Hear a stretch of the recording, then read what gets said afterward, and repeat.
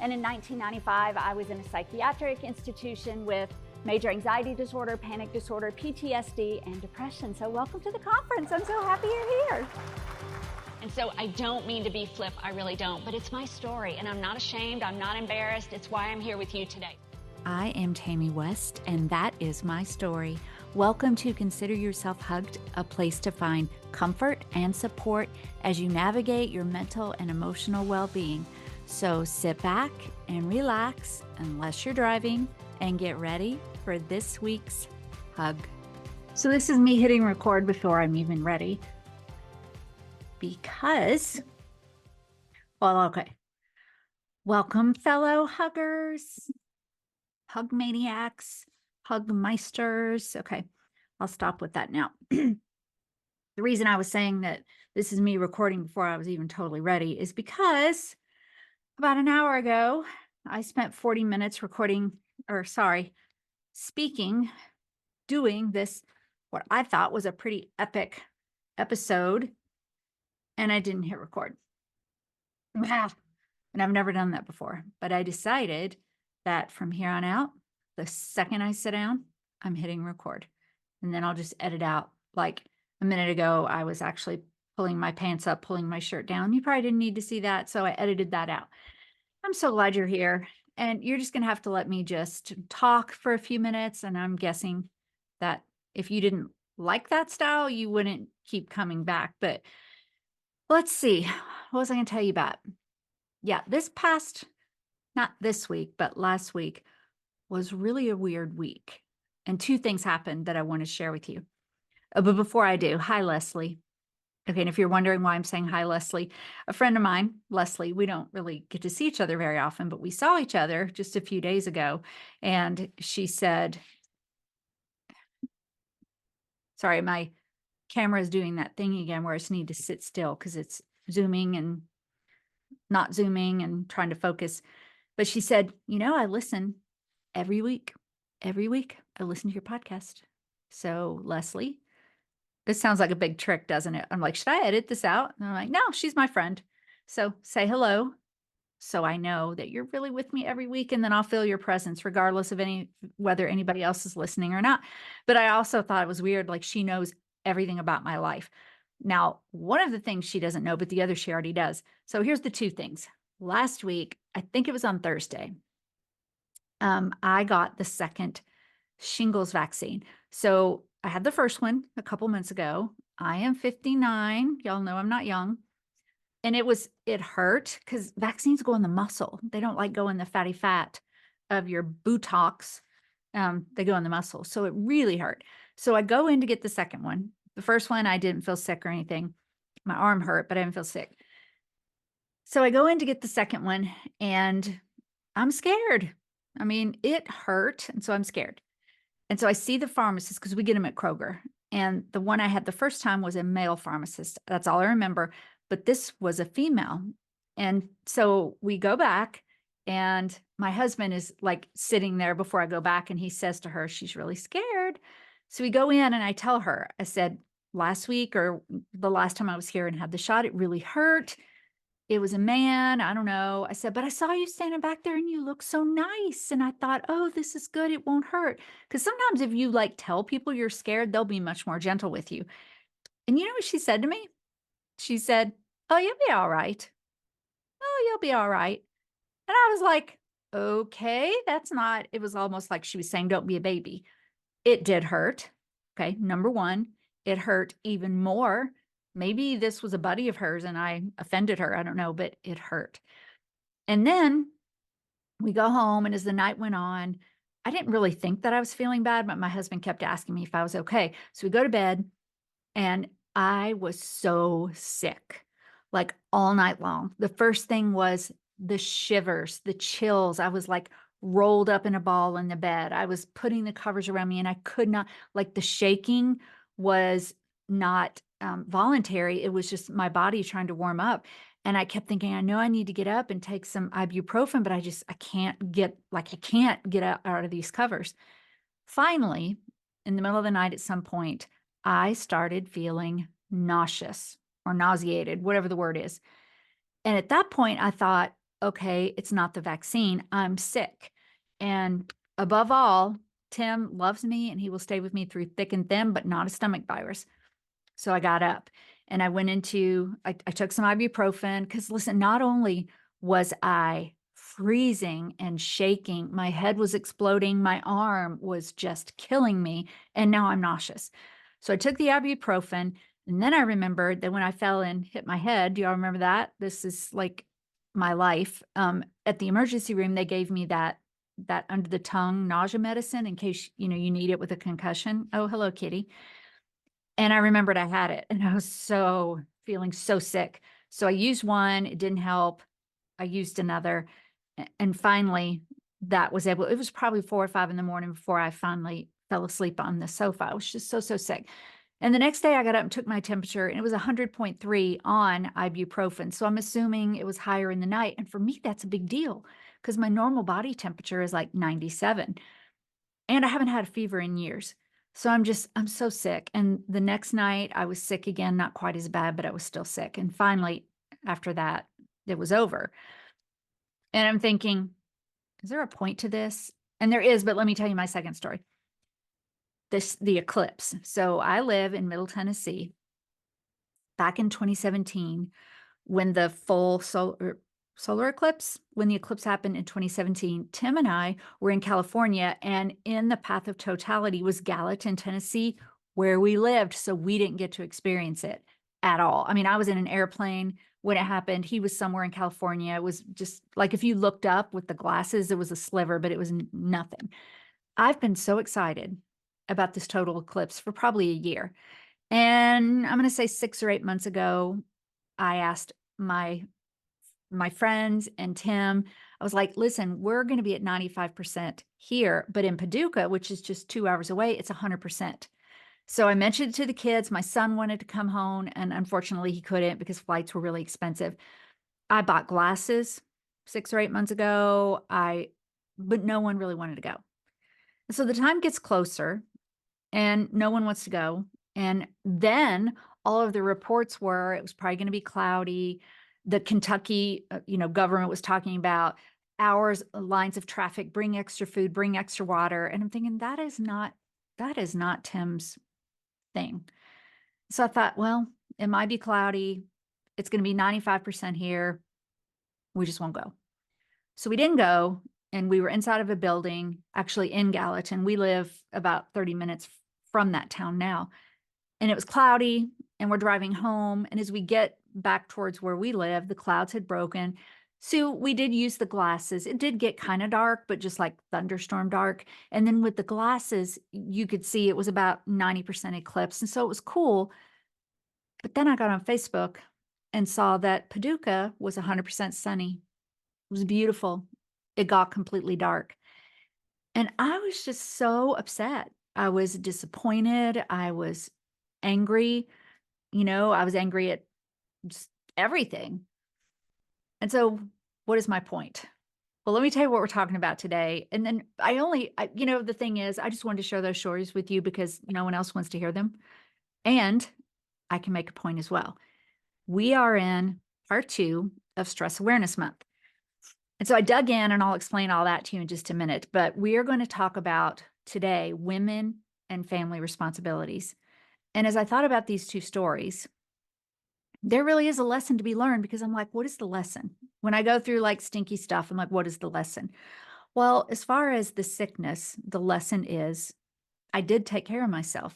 I mean, I didn't clean the house that day. I didn't load the dishwasher. I didn't cook. I didn't work. I mean, I was sick. Maybe I was being a baby, but I don't ever get a fever. I just felt so bad.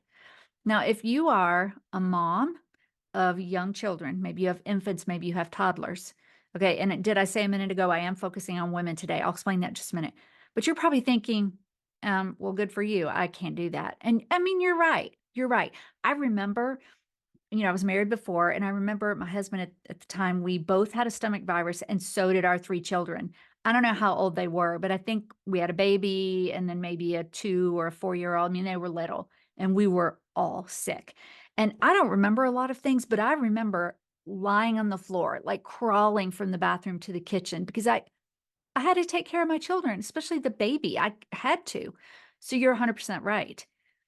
But as I've talked about before, don't let that be your whole life where you don't take care of yourself because you have to take care of everybody else, because that's a lie. And that's what's causing a lot of women this anxiety. So, what I guess my point with that is there are stages of life. And unfortunately, we don't get to practice them most of the time. I want us to try to learn in that stage of life.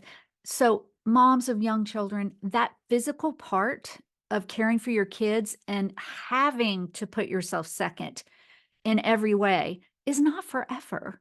Now, that moves into more like emotional and mental things with your children, but there are stages. And I want you to have hope that at some point you can get sick and take care of yourself. And the eclipse, here's my lesson on that. I was a big old baby. If I wanted to go, I should have gone. I mean, no one said you can't. Tim didn't say, no, I don't want to do that. I won't go. I made the decision that it wasn't going to be like, I wanted everyone around me to be excited and want to do it. And so I used the weather as an excuse just to be a big baby and not go. I'm not going to do that next time. Now, the next full solar eclipse is in 2026 in Spain, Iceland, and Greenland. And then in 2033, it's in Alaska. So I'm just telling you now, I'm putting it out there. One of those times, I'm going, and I don't care who goes with me. You with me? Amen. I'm preaching. All right. So that's all of my stories for today. And I need to look and think, okay, so how did we get here? How did I get to this decision where I want to just talk to you as women? By the way, if you're a man, please don't check out. Still listen, because the advice I'm giving is broad. It expands genders. And also there are women in your life that this might be able to help you just really make a difference in their lives. So it started, I was listening to a podcast a few days ago. I like to listen to other like mental and emotional well-being stress podcasts to find out what's out there.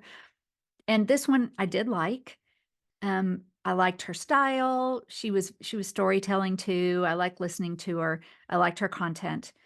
But there was the weirdest thing that struck me, and I'm going to tell you, I wrote it down, exactly what she said and why it struck me.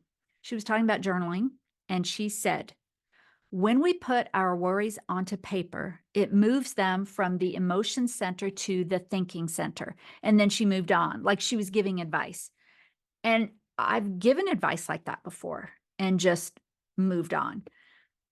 But I found myself as the listener thinking, okay, but what does that look like? Give me a story. Give me an example. Don't just give me 1, 2, 3, 4. And that sentence, for some reason, just really stayed with me. So what I want today to be about is some research. So we're going to talk about first some like how did I get to this whole talking about women, and then some research articles, not boring, I promise, fun and interesting, and then some stories, and then some tips. And so I hope that, when I recorded this the first time, I was like, oh, this is great. I mean, I just like shared from my heart. And then I was so angry that I didn't record. But anyway, I'm sharing from my heart again today. So today we are going to tell the stories and talk about what it looks like to do the things that I'm going to ask you to do. So first, I dug in to that. Remember that Stress in America report that I talked to you about last week? I sent you the link. I looked through that and I was like, what do people need? What are they struggling with? And as you may expect, the struggle, the numbers were worse for women than for men. Now, this is all self-report, but it still seemed to be worse for women than men. So then I looked at the top stressors. I'm air quoting because you all know how I feel about the word, but according to women, the top 3. And they were 58% said family responsibility, 50% said they were consumed by worries about money, and 49% said relationships. So that's what we're doing for the next 3 weeks. We are going to focus on women, even though it'll help everybody. Today is family relationships. Next week, or family responsibilities. Next week is money, and the next week is relationships in general. And, I'm always thinking about my content and things like that. And I was in an airport, been 2 or 3 weeks ago, and there was a family there, a young family. It was a mom and a dad, and I think there were 3 young kids, and I'm guessing they were like preschool, early school age, and I was watching them. And the mom, and I wrote the things down. The mom was organizing and distributing food, chatting with them, trying to take a bite of her oatmeal, mediating an argument between the children at one point, and ensuring their safety, keeping them from running off. And the dad, I don't want this to be a stereotype, I really don't, but he was literally leaning back on his phone. And I think the woman caught me looking at them at one point, and I said, "I'm sorry." I said, "I just love to watch mom's mom." And I am a person who, listen, I'm not apologizing for this. I believe that women and men are biologically equipped in different ways. Women are the gender who we are equipped to bear children, regardless of whether we bear children or not. That makes our bodies different from men's. And so the things though that go into a lifetime of like gender things, it's not just biology, it's religion, it's culture, it's how you were raised, it's all kinds of things. And I get that. However, I'm still standing by my belief that there are differences.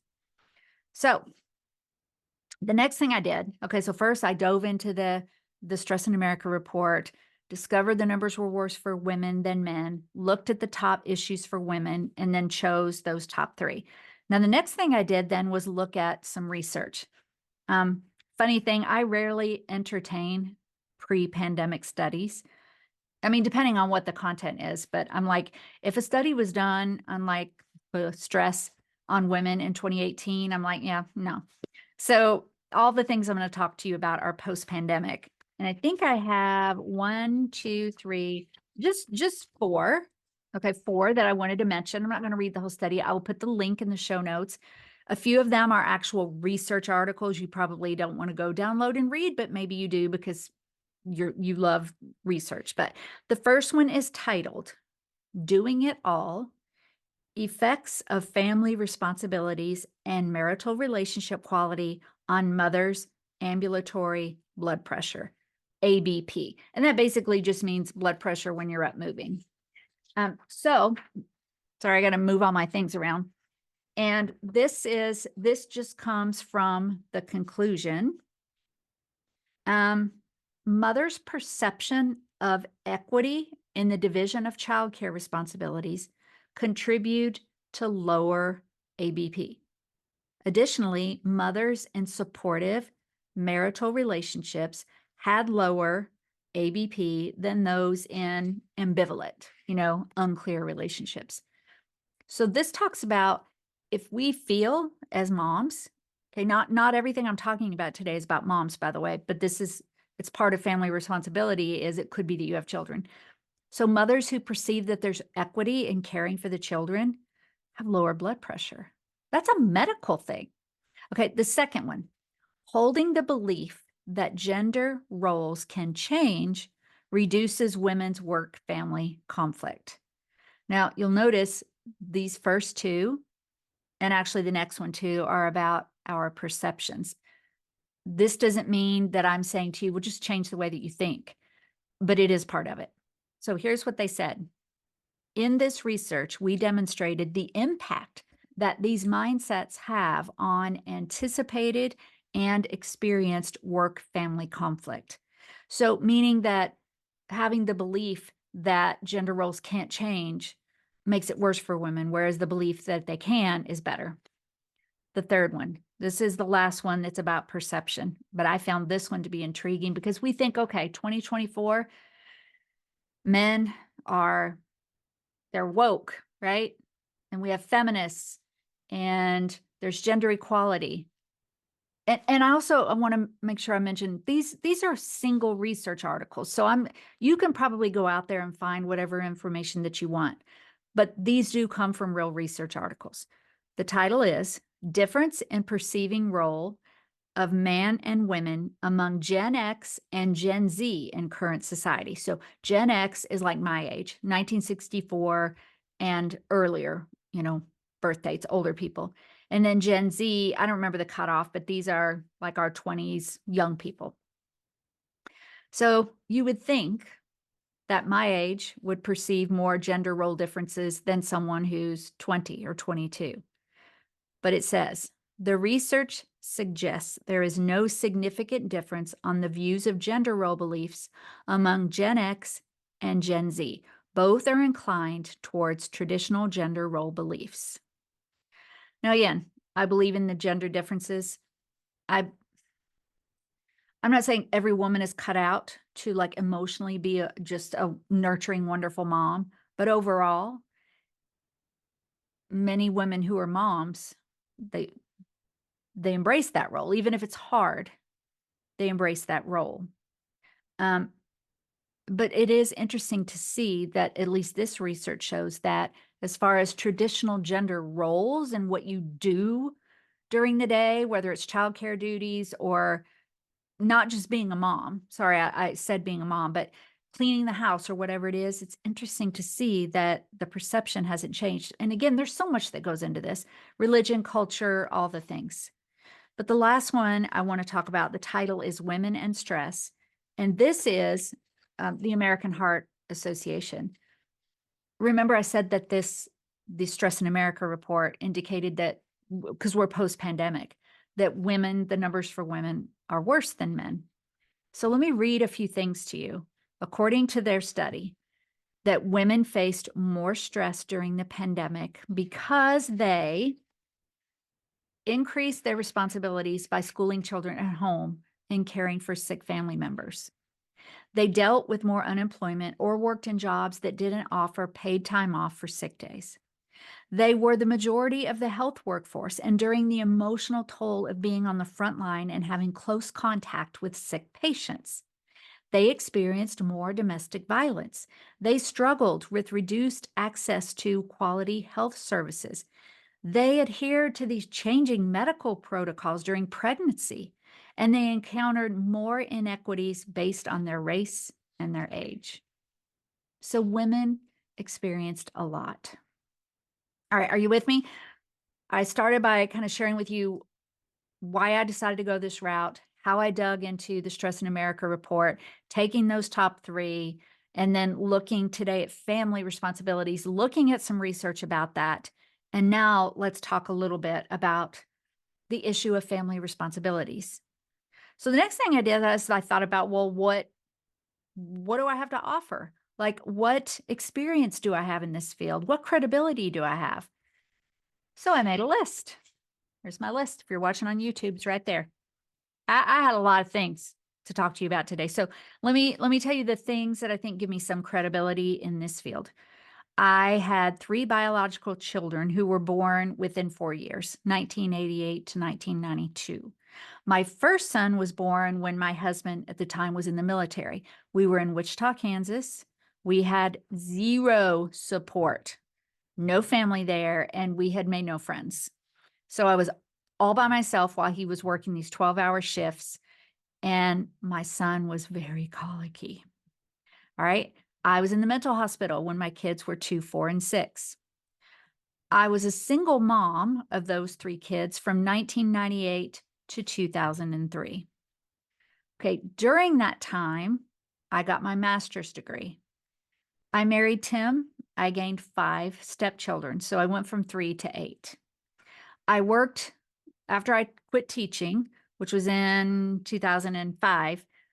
In 2006, while 5 of those kids were still living at home, I began working the public seminar route, and I was gone 2 or 3 weeks a month trying to parent. I took care of my mentally ill mother with dementia while I was traveling and while children were still at home. That's called the sandwich generation. You guys might know about that. And then finally, I cared for my father who had Alzheimer's. So I'm not saying, pat on the back, but I just wanted you to know I've been through a lot of different things with family responsibilities. So then I thought, well, what do I have to offer? But you know what? I had to back up, and I had to ask myself, what did I do poorly? And this is not about self-deprecation. This is not about giving credit where credit is due. But I love this. There's this book I love called Bad Girls of the Bible. And I think a lot of us learn better from what people didn't do well than what they did do well. So I thought I would start there. So here's what I did poorly. First of all, I yelled, apparently, according to my children, a lot. Second, I never said no or asked for help. Third, I expected myself and others to be perfect. Okay, I hear some of y'all out there like saying, oh, and raising your hands. That's either to praise God or to say that you were the perfectionist. When you live in a perfectionist state of mind, you don't just expect it from yourself, you expect it from everybody. Next, I put too much on my plate. When I said that I got my master's degree during that time, here's what I didn't share. Actually, prior to that, when I decided I wanted to be a teacher, I had 2 courses that I needed before I could get my teacher certification. I needed and then I had to student teach full time. So all at one time, I was pregnant. I had 2 children, 3 and under 2. I was student teaching full time. I had a part-time job and I was taking those 2 classes. That was not okay. Sure, I got A's in the classes, but it was not okay. I had put too much on my plate. Next, I had unrealistic expectations. For example, putting too much on my plate. I did well in the classes. I did not do well in my life. Next, I had buried and apparent resentment and anger in my life. Let's look at all the things because I wanted to be perfect. I wanted you to be perfect. I put too much on my plate. I had unrealistic. So then I was angry at everybody. And then I yelled. And then finally, and I know my youngest son, Michael, listens to my podcast pretty regularly. So Michael, I'm going to explain this in just a minute. I saw my family as, quote, extra to my life. I'll come back to that in just a minute. So these are the things that I did poorly. And I put 1, 2, 3, 4. So there was 7 of them. So then I was like, okay, what did I do well? And I only have 5. Again, not self-deprecating. It's just true. But those 5 fall under one phrase. Are you ready? Write this down. What did I do well? It's all in caps. I got help. Period. And help means a lot of things. So here are the things that I did well.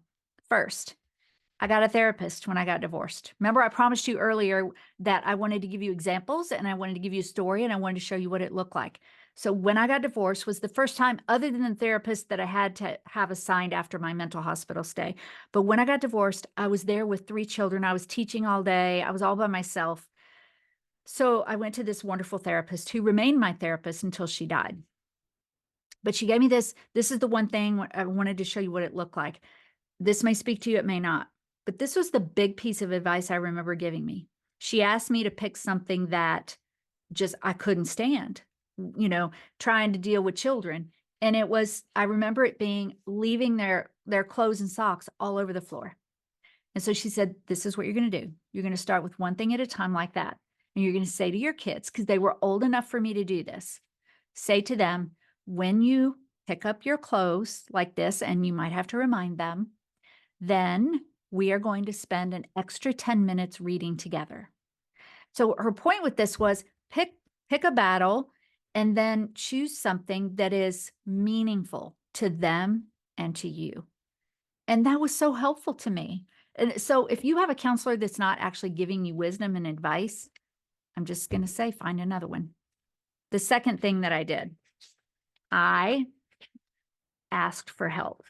Okay, so here's no, I let my family help is something that I did not ask for help, but I let my family help. So my mom never remarried. And you might know from just former episodes, it was a very contentious relationship, mental health issues, all that. But she loved my children. My sister was not married at the time, didn't have any kids. She loved my children. They wanted to spend time with my children. So this is how I was able to go back to school.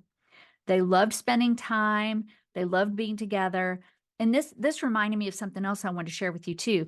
So, Tim and I have the adopted kids, well, he adopted them and I step parented them, but they're grown with their families now.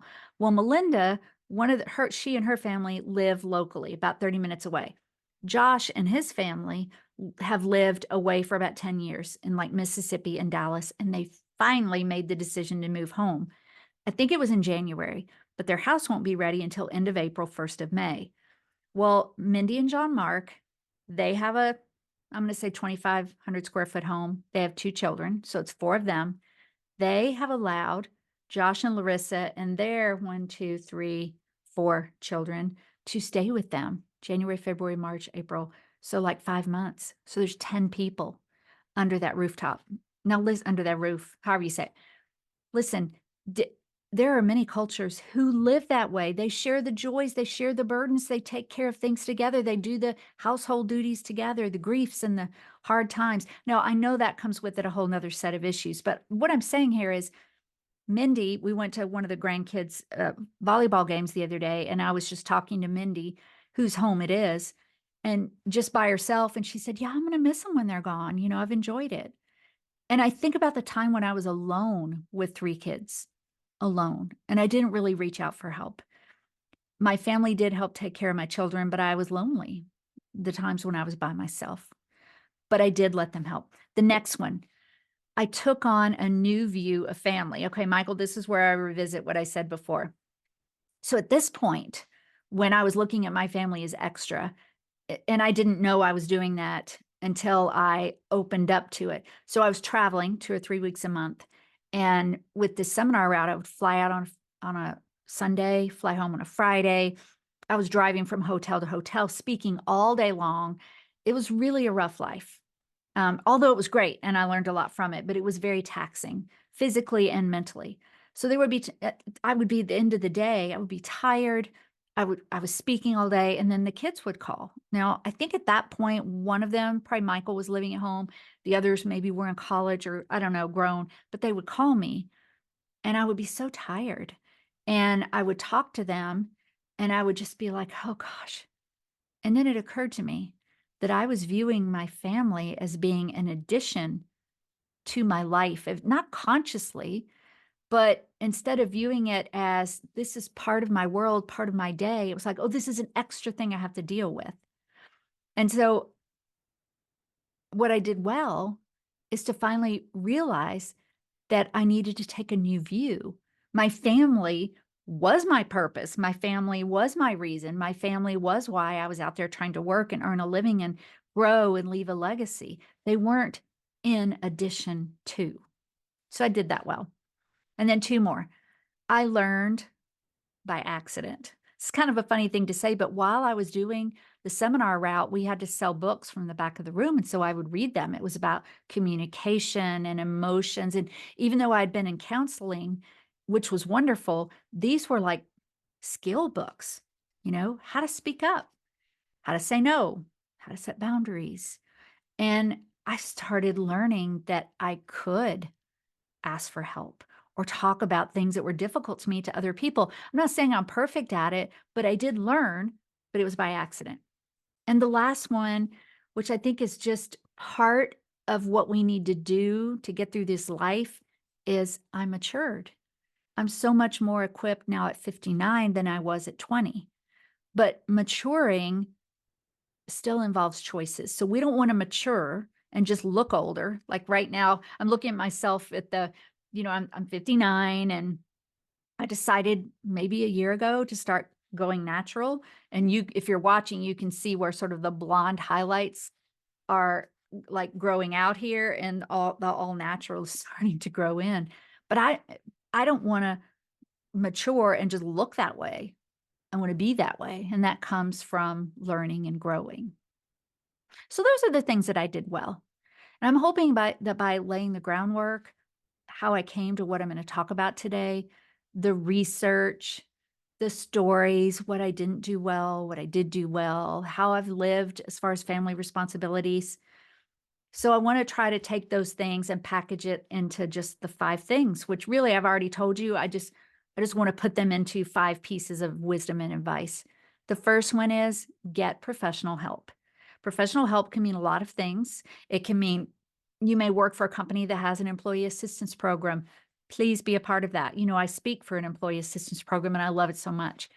Get help. Could be BetterHelp, Calm, all the, not Calm, Headspace, all the ones that have like online counseling, in-person counseling. I went back into counseling last year. I'm now out for a season, but my counselor knows I'll be back if I feel like things are, I went back on medication. I'm beginning the possible wean off, but get professional help if you're struggling. Second, ask for help. Family and friends. I wish looking back that I had not spent 5 years of my life being so lonely. And I wish that I did form a friend network, by the way. I did. Most of them were single. Find friends that can share the burden with you. If you have children or you're caring for a parent, find people who can help you. The third one is adjust your view of family, just like I told you, and make smart choices. One of the smart choices I made, it was so wonderful. I would call my kids while I was driving from place to place. That way I was having the conversation in a time where it was a million other things not going on around me. The next one, learn on purpose. So remember I told you I learned on accident. Think about, do you need to ask for help and why aren't you doing that? Is there language that you can use? Learn on purpose. And the last one, be patient as the seasons change. If you're caring for a small child, if you're caring for a parent, if you're not caring for people, but you're trying to care for a home, seasons change.